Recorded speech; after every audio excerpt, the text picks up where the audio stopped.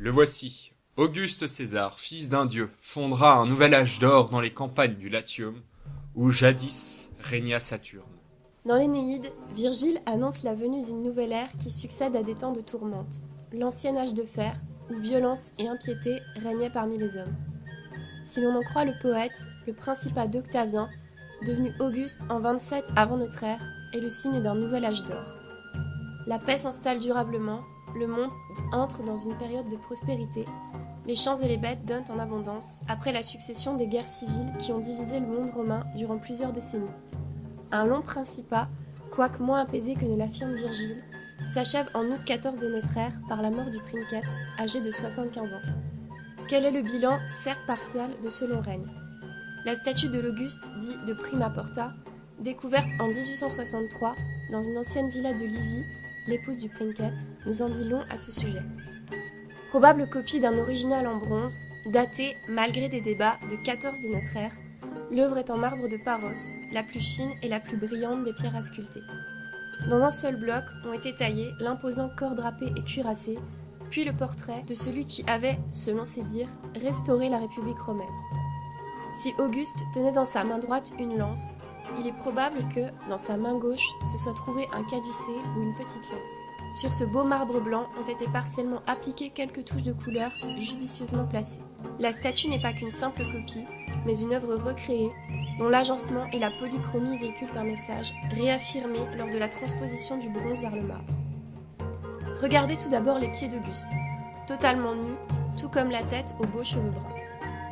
Au pied droit, soutenu par un tronc rajouté lors de la copie pour soutenir le marbre, un amour chevauche victorieusement un dauphin. En remontant vers les hanches apparaît le paludamentum, le manteau pourpre de l'impérator, le général victorieux. Porté négligemment, il ne recouvre pas la cuirasse anatomique où ont été ciselées quelques figures en relief. Au sommet, un grand personnage barbu soutient le voile de la voûte céleste, probablement Caelus ou Saturne, devant lequel défile le cortège du passage des jours. À gauche, le soleil s'élance sur son quadrige en poursuivant l'aurore ailée et le couchant, femme porteuse de la rosée. Sous la course du jour, sur la frange dorsale de la cuirasse, se tiennent deux allégories de provinces pacifiées et intégrées à l'Empire. À droite, la Gaule aux longs cheveux se tient à côté d'un carnix posé au sol.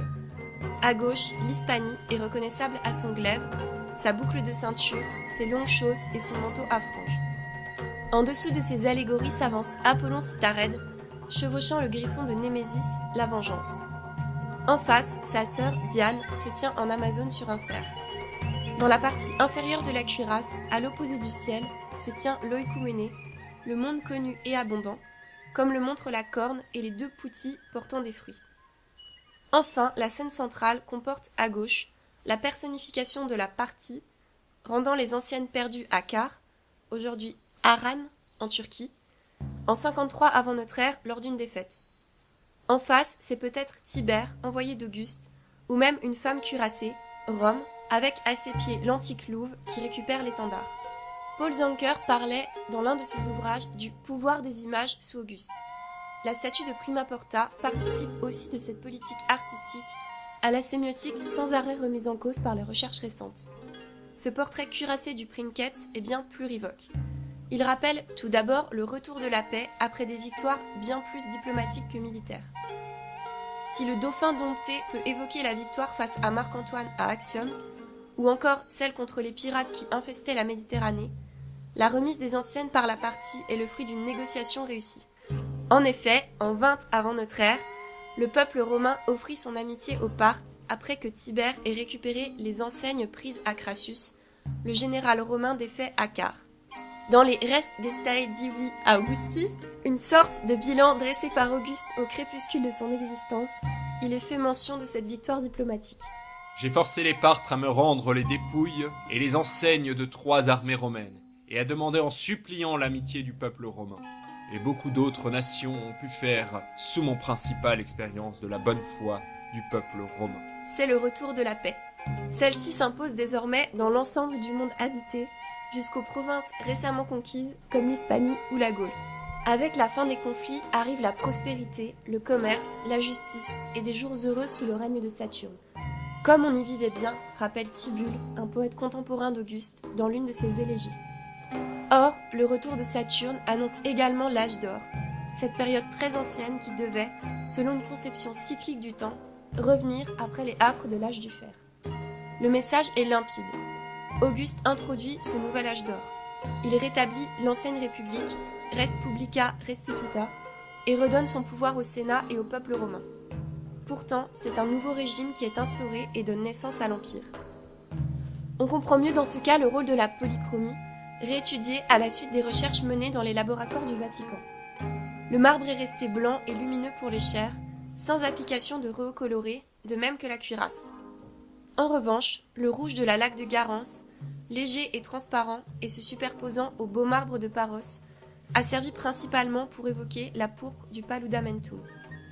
Le bleu, issu de la frite d'Égypte, ne souligne que quelques franges et détails, notamment sur les reliefs de la cuirasse qui n'en ressortent que mieux. Du jaune est appliqué modérément aux franges ainsi qu'un autre rouge. 2 bruns permettent de faire ressortir les cheveux. Enfin, un liant à base de caséine issu du lait a permis de fixer les couleurs.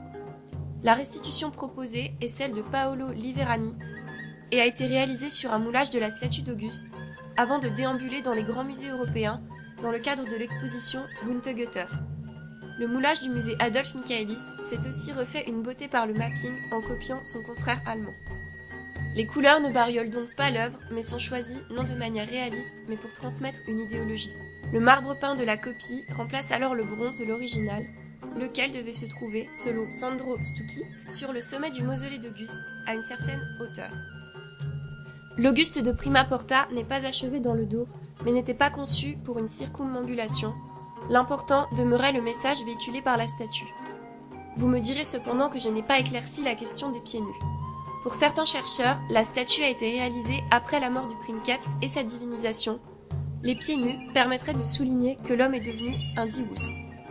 Cependant, nul besoin de faire d'Auguste un mort, surtout si la statue est une copie d'un original vu par le géographe Strabon en 7 avant notre ère, à une époque où Auguste était bien vivant.